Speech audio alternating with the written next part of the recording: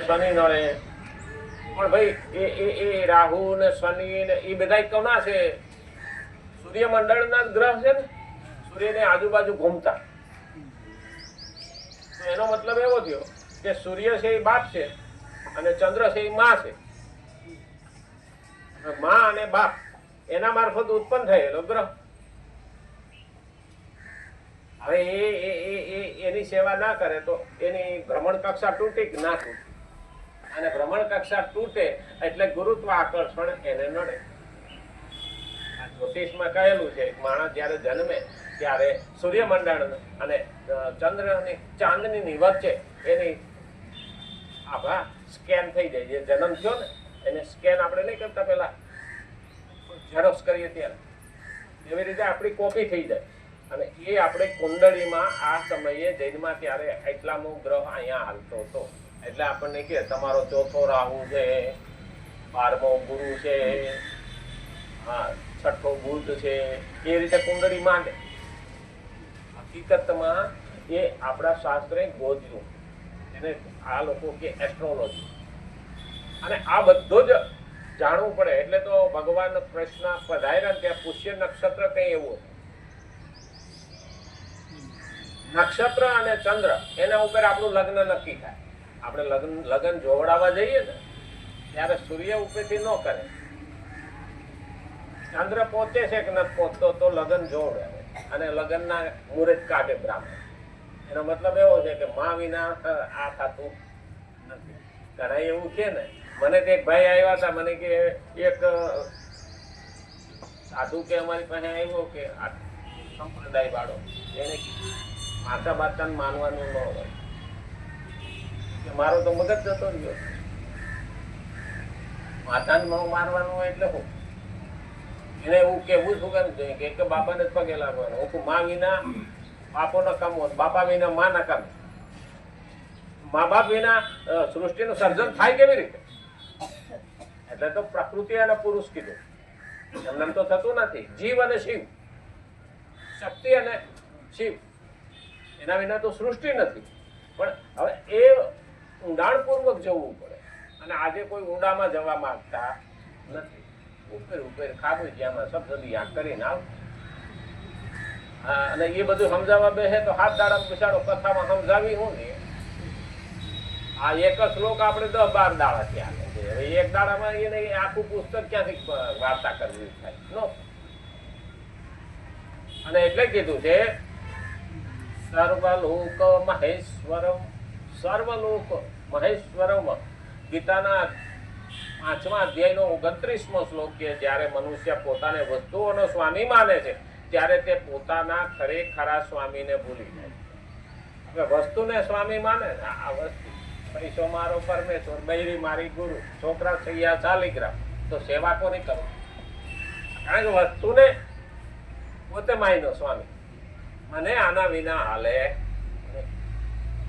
હા, અમુક તો પકડી રાખે. તમારે બધા મહેમાન આવ્યા હોય તો હાલ છે, મને તો આ જ જોહે, મને એમના વિના હાલ છે.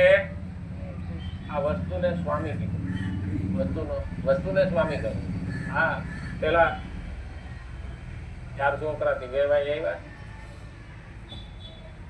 એક છોકરાને વેવાઈ આવે એટલે ભેગા રહેતા હોય એટલે તો રસોઈ કરવી પડે, જમણવાર કરવો પડે, લાપસી કરી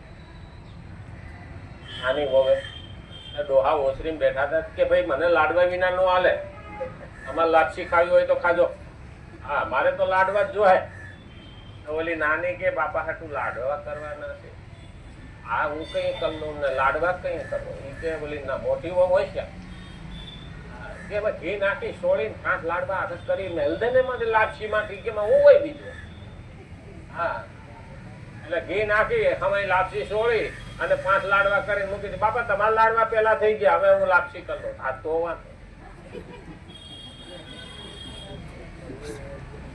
આપણું મારું જ છે એવું ક્યારે હાલવું જોઈએ. અને એટલે કીધું છે વસ્તુઓનો સ્વામી માને છે ત્યારે તે પોતાના ખરેખરા સ્વામીને ભૂલી જાય. વસ્તુને સ્વામી માને ને ત્યારે ભગવાનને ભૂલી જાય. એટલે જ કીધું પૈસો મારો પર. આજના યુગમાં ખરેખર કળિયુગમાં જોવા જઈએ ને તો માણસને પૈસા 90% થઈ ગયા છે. અને 10% દવા. હા, બાકી જીવન ક્યાં રહ્યું?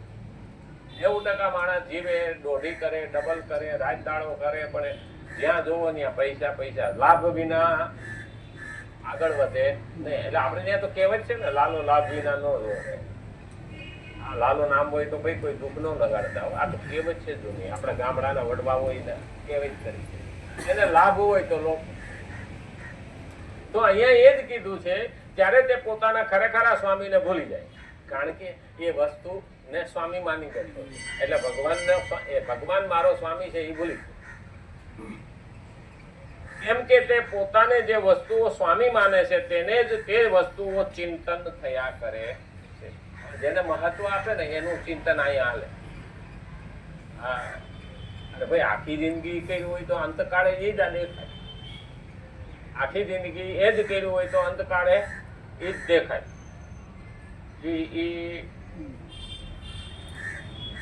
અમારે એક સગામાં કાકા હતા ને, એ પેલી બીડીઓ વાંચતા. લગભગ 95 વર્ષની ઉંમર થઈ ને તો એને એ આદત પડી ગયેલી, કારણ કે રોજની 1000-1500 બીડી વાળે. બોલા ગામડામાં તો હાથની વાળેલી બીડીઓ બહુ હાલતી, એટલે બીડી વાળે. હવે ને આ ટકલી આંગળીમાં ઓલો ઝીણો દોરો હોય અને આમાં એની આંગળીઓ ટેવાયેલી હોય, એટલે ભૂંગળી વાળીને પછી અંદર તમાકુ નાખે ને પછી એટલે આમ દોરો લઈને આમ આંટી મારી પાછો અહીંયા રાખી. હવે એ ખેતર જતા હોય ને તો હાયલા જતા હોય ને તો એના આમાં થાય, પછી આમ દોરો લે, પછી આમ કરે. હકીકતમાં એ કાંઈ હાથમાં નથી, પણ એ કેવું પડે અહીંયા છપાઈ. એમાં આપણે જેની પાછળ વધારે પડ્યા હોય ને એ અહીં છપાઈ જાય. પછી એને શું કીધું આપણે, સંસ્કાર પડી ગયા. પછી એકલો એકલો હાયલો જતો હોય ને, હા, એમાં તો એક ભાઈ ને રાતે ઊંઘ પેલો હતો ડ્રાઈવર, અને હાંકડ હતી, ખાટલામાં 2 જણા હતા, ડ્રાઈવર ને કિલી. હવે ડ્રાઈવર નું તો કેવું હોય, આખો દાડો ટ્રક હાંકી હોય, પછી સૂતો હોય. હા, અને 2 અવરા હવરા માથા રાખીને સૂતા.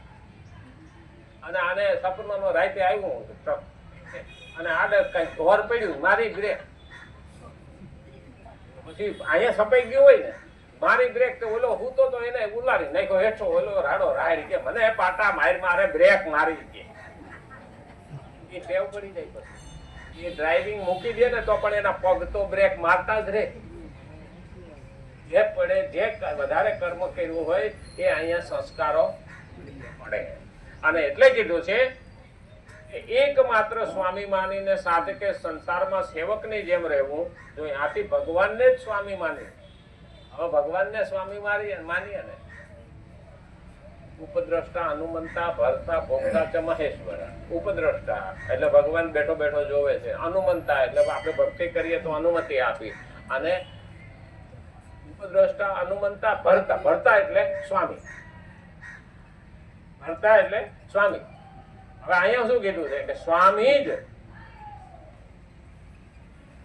સ્વામી માને છે અને એનું ચિંતન કર્યા, પણ આથી ભગવાનને જ વિશ્વના એકમાત્ર સ્વામી માને તો ભગવાન જ મારો સ્વામી છે, બાકી કોઈ મારો સ્વામી. ખરેખર જોવા જોઈએ તો ભગવાનને આપણે શું કહીએ, હે નારાયણ તું કઈ રીત, તો નારાયણ જ મારો સ્વામી થયો. આ સ્ટેજ આવી ગયો, સ્વામી ભગવાન જ મારો સ્વામી થયો, નારાયણ જ મારો સ્વામી. હવે ઊંધું કરી નાખો, સ્વામિનારાયણ થાય. આ ભક્તિ નું સ્ટેજ છે. પછી આપણે એને શું કહીએ, સંપ્રદાય. હકીકતમાં નારાયણ જ મારો સ્વામી છે. આ સ્ટેજ આવી ગયો. આપણું પણ જયારે આ સ્ટેજ આવી જાય ને ત્યારે કોઈ કર્મ આપણને નડતું નથી, કારણ કે એ સ્વામી મારો છે. અને એટલે કીધું છે સ્વામીને માનીને સાધકે સંસારમાં સેવકની જેમ રહેવું. આ સંસાર મારો છે નહીં, ભગવાનનો છે, મારે એની સેવા કરવાની છે. સેવક પોતાના સ્વામીના સઘળા કાર્યો કરવા છતાં પણ પોતાને કદી સ્વામી માનતો નથી. અને તો દાદાગીરી કરે. ફેક્ટરીમાં જો મજૂર કામ કરતો હોય ને તો શેઠિયાને દડાવે. હા, અમારું યુનિયન છે, અને એ યુનિયનમાં તો મિલો બંધ કરાવી. બોલો, અહીંયા અમદાવાદમાં એટલી મિલો હતી ને, આ જયારે માણસ સેવકને બદલે સ્વામી બની જાય ને ત્યારે આ દશા થાય. અને જે માણસે સ્વામી બનવું હોય ને એને પેલા સેવક બનતા શેઠિયો જેથી નોકર બનીને કામ કરે ને તે દિવસે એ સ્વામી બની શકે, એ શેઠિયો બની શકે. માલિક જ્યારે નોકર બનીને કામ કરે ને, આપણે ખેડૂતો આગળ જાય એનું કારણ શું છે?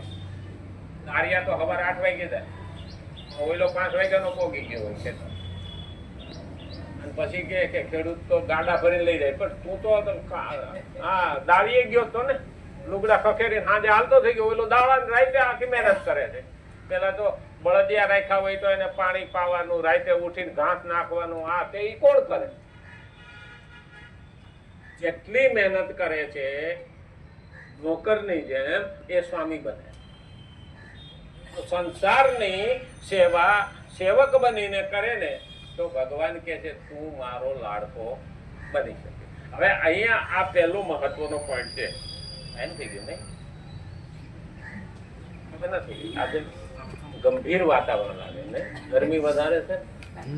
આવતીકાલે રામચંદ્ર ભગવાન કૃષ્ણ કનૈયા લાલની જય, ગજાનંદ ગણપતિ ભગવાન નમઃ પાર્વતી પતિ મહાદેવ.